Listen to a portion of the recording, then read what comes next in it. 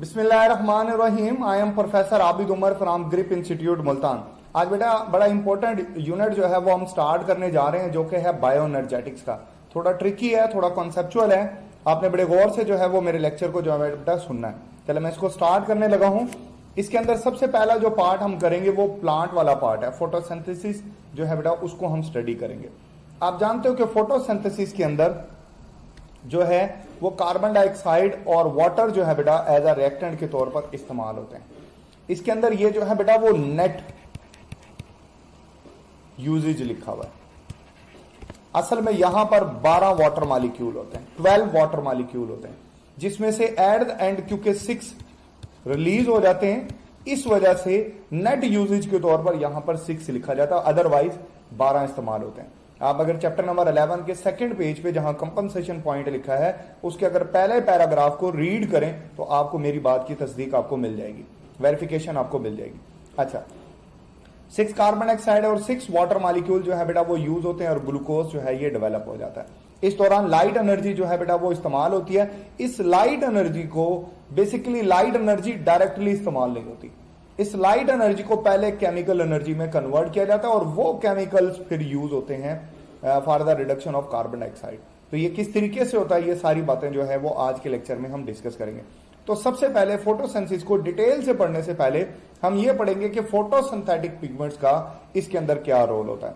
ठीक है, photosynthetic pigment basically जैसे अभी मैंने कहा कि ये लाइट को एब्जॉर्ब करते हैं और लाइट एनर्जी को कन्वर्ट करते हैं केमिकल एनर्जी में, और वो केमिकल एनर्जी बेसिकली एटीपी और NADPH की शक्ल में होती है। ठीक है ना। तो basically photosynthetic pigments are converters.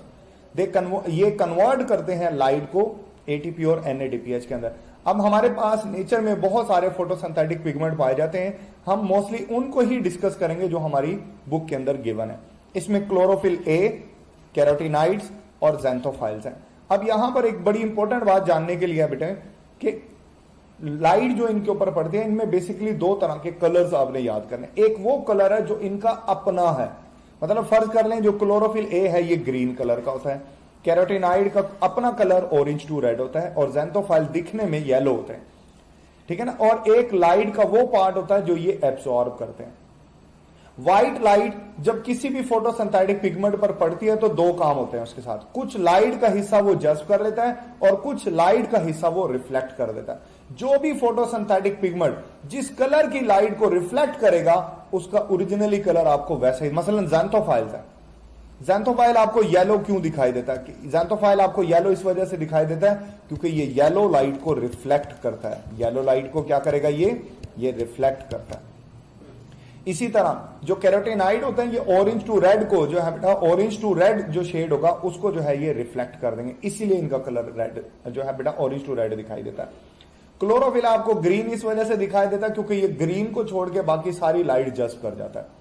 इसी तरह मैं आपको एक और बात बताता हूं, ब्लैक कलर आपको ब्लैक इस वजह से दिखाई देता है क्योंकि ब्लैक कलर सारी लाइट एब्जॉर्ब कर लेता है, कुछ भी रिफ्लेक्ट नहीं करता। जबकि व्हाइट कलर आपको व्हाइट इस वजह से दिखाई देता है क्योंकि व्हाइट कलर कुछ भी एब्जॉर्ब नहीं करता, सब कुछ रिफ्लेक्ट कर देता है, ट्रांसमिट कर देता है। तो दैट्स व्हाई वो व्हाइट जो है वो दिखाई देता है। ये बातें मेरा ख्याल अब आपको बहुत अच्छे से समझ आ गई होंगी। चले आगे मूव कर रहा हूं मैं।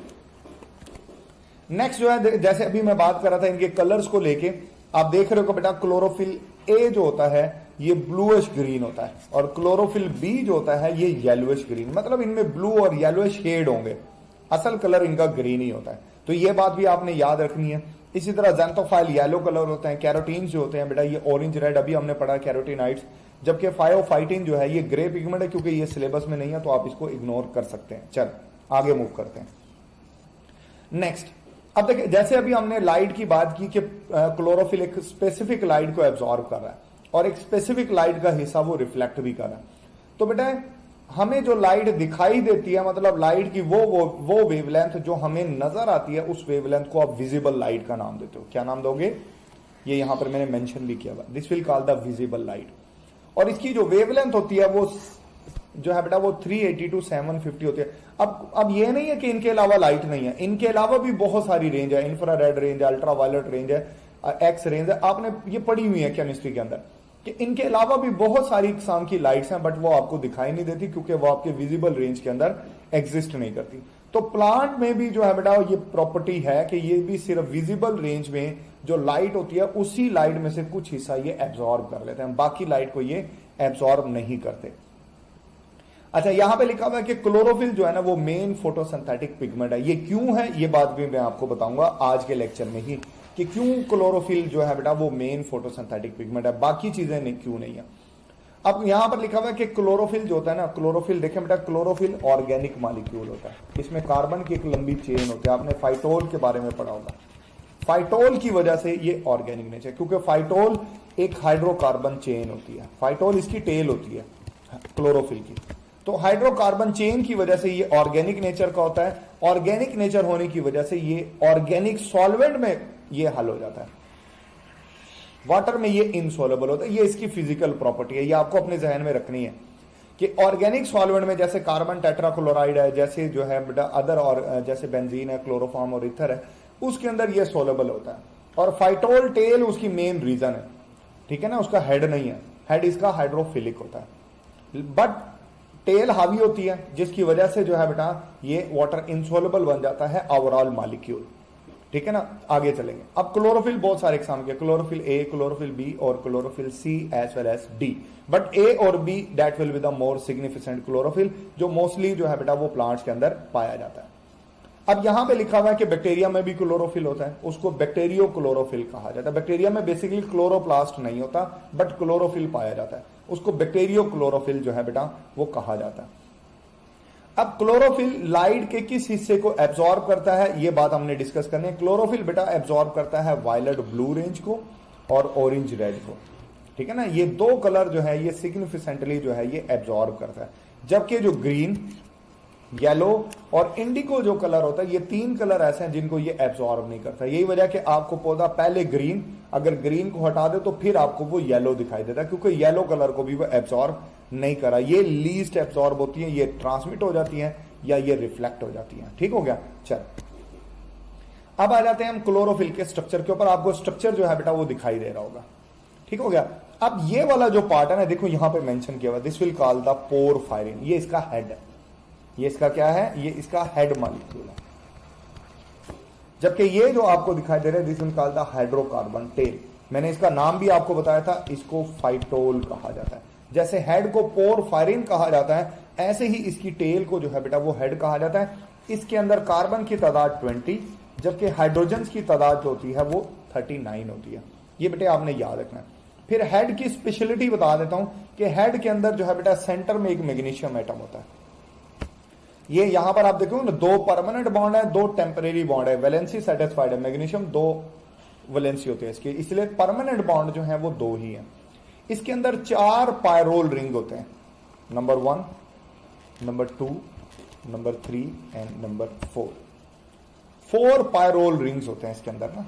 ये जो नाइट्रोजन कंटेनिंग रिंग होता है बेटा ये पायरोल रिंग है, 4 होते हैं, ये कुछ यूं होता है, 5 कॉर्नर नाइट्रोजन कंटेनिंग रिंग होता है, this will call the pyrrole ring. इनकी तादाद 4 होती है, 4 होते हैं। और ये इसके नाइट्रोजन जो है वो मैग्नीशियम के साथ कोऑर्डिनेटेड अटैचमेंट होती है इनकी।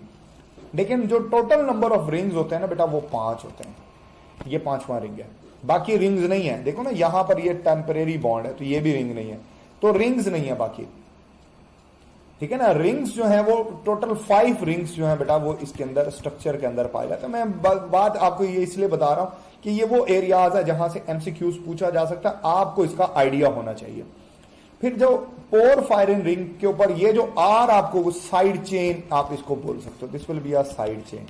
तो क्लोरोफिल ए और क्लोरोफिल बी के केस में ये थोड़ा सा वेरी करता है। क्लोरोफिल ए के केस में ये मिथाइल ग्रुप होता है और क्लोरोफिल बी के केस में ये एल्डिहाइड ग्रुप होता है, या इसको सिंपल कार्बोनिल ग्रुप कहा जाता है। तो ये क्लोरोफिल बी के केस में जो है ये कार्बोनिल ग्रुप होता है और क्लोरोफिल ए के केस में जो है ये मिथाइल ग्रुप होता है। ये बात आपको याद रखनी है। और जो पहला जो पायरोल रिंग होता है उसके ऊपर जो है वो इसकी साइड चेन होती है। फाइटोल के बारे में मैं आपको बता दूं। अब थोड़ा सा हम डिस्कस करते हैं इसके फंक्शन को लेकर, फिर मैं इसके डिफरेंस भी आपको बताता हूं। देखो बेटा हेड का काम है, हेड जो होता है ये हेड जो होता है ये लाइट एब्जॉर्बिंग पार्ट है, head will be a light absorbing part. Main function इसी का ही है कि ये लाइट को एब्जॉर्ब करता है, लाइट एब्जॉर्बिंग पार्ट है। इसी तरह जो फाइटोल है, ये बेटा फिक्सिंग का काम करता है। क्या मतलब होता है फिक्सिंग से? फिक्सिंग से मुराद ये होता है कि जो थैलाकाइड की जो सरफेस होती है ना, क्लोरोफिल को उसके ऊपर फिक्स करने की जो जिम्मेदारी है वो इसी फाइटोल रिंग टेल की होती है, ठीक है ना। That will help in the attachment of the chlorophyll with the surface of thylakoid. ये फाइटोल का काम है। फाइटोल का काम लाइट एब्जॉर्ब करना नहीं है, फाइटोल लाइट को एब्जॉर्ब नहीं करती। पोर फायरिंग रिंग का काम होता है कि वो लाइट को जो है बेटा वो एब्जॉर्ब करती है। ठीक हो गया। चल अब यहां इस टेबल के अंदर जो है बेटा मैंने दोनों का डिफरेंस बताया। देखें इनका मॉलिक्यूलर फार्मूला है, इसमें सिर्फ 2 हाइड्रोजन और ऑक्सीजन का फर्क होता है। देखें यहां पर हाइड्रोजन जो है बेटा वो 72 है, यहां पर 5 है। यहां हाइड्रोजन जो है बेटा वो कितने हैं? 70 है और 6 है, ठीक है ना। अब फर्ज कर लो यहीं से एक एमसीक्यू आ जाता है कि आप ना हमें पोर फायरिंग रिंग का मॉलिक्यूलर फार्मूला बताएं। कैसे बताएंगे? से आपको क्लोरोफिल ए का कहा जाता है, तो कैसे बताएंगे? देखो आप जानते हो कि फाइटोल, इसके अंदर कार्बन 55 है और हाइड्रोजन 72 है, ठीक है ना। आपको पता है कि फाइटोल में 20 होते हैं और 39 होते हैं, तो इनमें से निकाल लें। ये बनेंगे 3 3, यानी हाइड्रोजन कितने होंगे? 33 हाइड्रोजन बन जाएंगे। ठीक हो गया। इसी तरह अगर आप यहां पर कार्बन निकालोगे तो बेटा वो निकलेंगे 35। मतलब पोर फायरिंग रिंग के अंदर 35 कार्बन होंगे और हाइड्रोजन की तादाद 39 को वो फाइटोल से आप माइनस कर रहे हैं, आपको निकल आएगा। ठीक हो गया। यहां पर क्योंकि मिथाइल ग्रुप होता है इसलिए 2 हाइड्रोजन ज्यादा है। यहां एल्डिहाइड ग्रुप होता है, कार्बोनिल ग्रुप होता है, इसलिए 1 ऑक्सीजन ज्यादा है, 2 हाइड्रोजन कम है। यहां से कंपैरिजन ही कार्बन बराबर है। आप देखो ना यहां कार्बन, नाइट्रोजन और मैग्नीशियम ये एटम दोनों में क्लोरोफिल ए और क्लोरोफिल बी में बराबर है। ये सब में पाया जाता है, इवन बैक्टीरिया में भी पाया जाता है, ये भी ग्रीन प्लांट्स और मोस्टली जगहों पर पाया जाता है। आपको एक बड़ी इंपॉर्टेंट बात बताता हूं, chlorophyll B is a accessory pigment, ये हेल्पर है, ये मेन फोटोसिंथेटिक पिगमेंट नहीं है। क्लोरोफिल ए जो होता है that will be the main photosynthetic pigment, ये बात आपको याद रखनी है। असल में क्लोरोफिल किसी फिक्स वेवलेंथ को एब्जॉर्ब नहीं करता, ये रेंज को एब्जॉर्ब करता है जो 730 से स्टार्ट होती है और 700 नैनोमीटर तक जो है बेटा ये जाती है। इसकी कोई खास फिक्सेशन नहीं है, ये रेंज है, ये भी जो कि मैं आपको आगे चल के बताता हूं। इनके कलर्स मैं ऑलरेडी आपके साथ डिस्कस कर चुका हूं कि ये जो है बेटा ये ब्लू कलर में होता है क्लोरोफिल ए, और क्लोरोफिल बी जो होता है वो येलो ग्रीन कलर के अंदर होता है। चल अब देखें, जैसे हम बात कर रहे थे फोटोसिंथेटिक पिगमेंट की, तो कुछ होते हैं एसेसरी पिगमेंट और कुछ होते हैं main photosynthetic pigment. Main photosynthetic pigment जो है वो आपको मैं बता चुका हूं वो क्लोरोफिल ए है। अब एसेसरी पिगमेंट क्या करते हैं? बेसिकली जितने भी फोटोसिंथेटिक पिगमेंट होते हैं जिसमें जो है बेटा वो क्लोरोफिल ए भी और तमाम एसेसरी पिगमेंट्स भी, ये सारे मिलकर एक सिस्टम बनाते हैं। इस सिस्टम को कहा जाता है फोटो सिस्टम। क्या बोलेंगे? आप बोलोगे फोटो सिस्टम। ये आपको एक फोटो सिस्टम, बुक में भी इसकी डायग्राम गिवन है, ये आपको एक फोटो सिस्टम दिखाई दे रहा है। इस फोटो सिस्टम के बेसिकली 2 पार्ट होते हैं। पहला पार्ट होता है उसको कहते हैं एंटीना कॉम्प्लेक्स,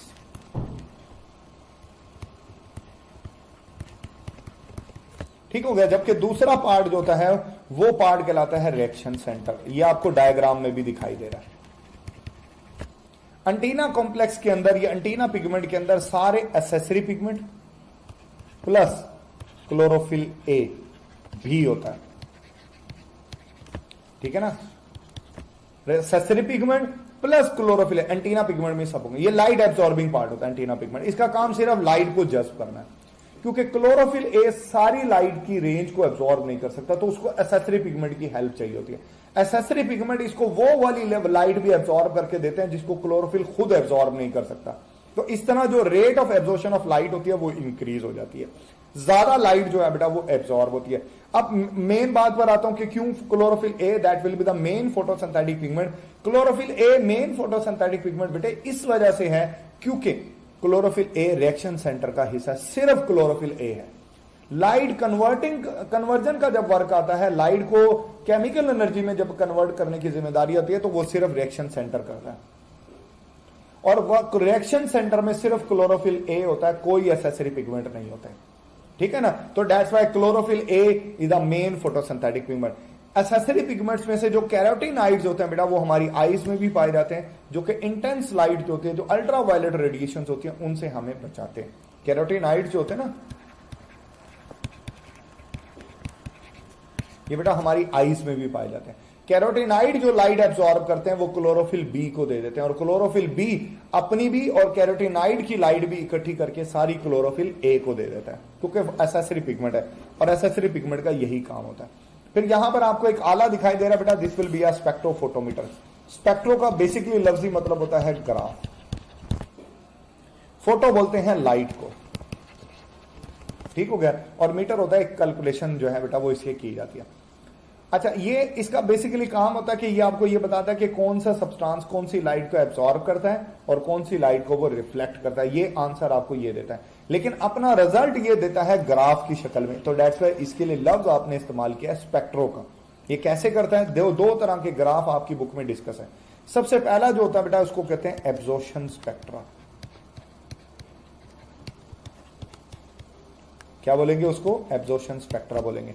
इसी तरह ये जो होता है ना इसको बोला जाता है एक्शन स्पेक्ट्रम या स्पेक्ट्रा बोल रहे हैं आप इसको, ठीक हो गया। अच्छा, एब्जॉर्प्शन स्पेक्ट्रा आपको क्या बताता है? ये बताता है कि डिफरेंट फोटोसिंथेटिक पिगमेंट कौन कौन सी वेवलेंथ ऑफ द लाइट को एब्जॉर्ब करता है। ये रेट ऑफ एब्जॉर्प्शन के बारे में बताता है, रेट ऑफ एब्जॉर्प्शन के बारे में बताता है।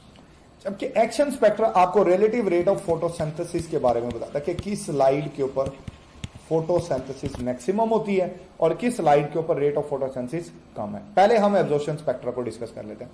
देखो बेटा, नीचे यहां पर वेवलेंथ की बना है, तो अब आप नोट करें कि ये जो क्लोरोफिल ए है इसके अंदर ग्राफ में बेसिकली दो चीजें होती हैं, एक होती है पीक और एक होती है वैली। पीक शो करते हैं कि ये इस वेवलेंथ को मैक्सिमम जज करें। आप देखें ना इसकी पीक तकरीबन जो है वो आप लगा लें 420 या 430, इसकी पीक आप लगा लें, देखें ये तकरीबन 450 पर आती है।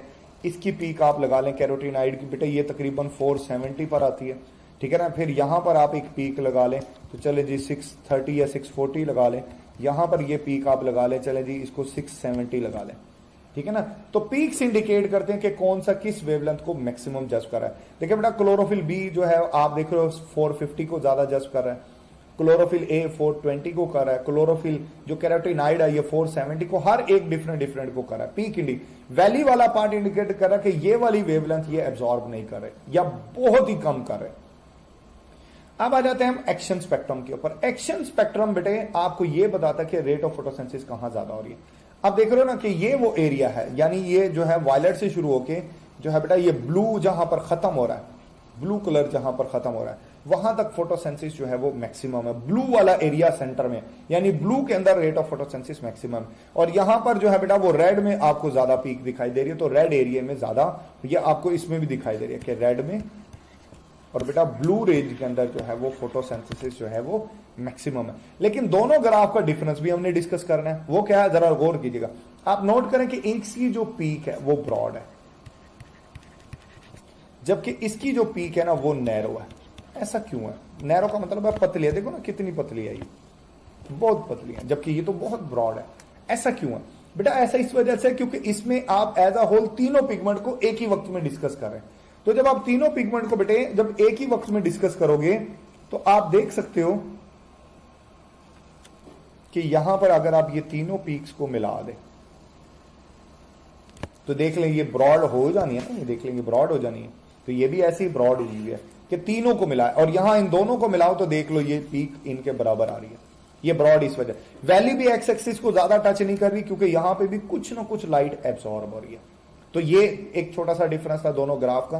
एक और बात आपने नोट करनी है, आप नोट करें जो रेट ऑफ एब्जॉर्प्शन है ना, ये ग्राफ ऊपर है, ये ग्राफ थोड़ा सा नीचे है, यानी ब्लू रेंज वाला ग्राफ थोड़ा सा ऊपर है, रेड रेंज वाला ग्राफ थोड़ा सा नीचे। मतलब रेट ऑफ एब्जॉर्प्शन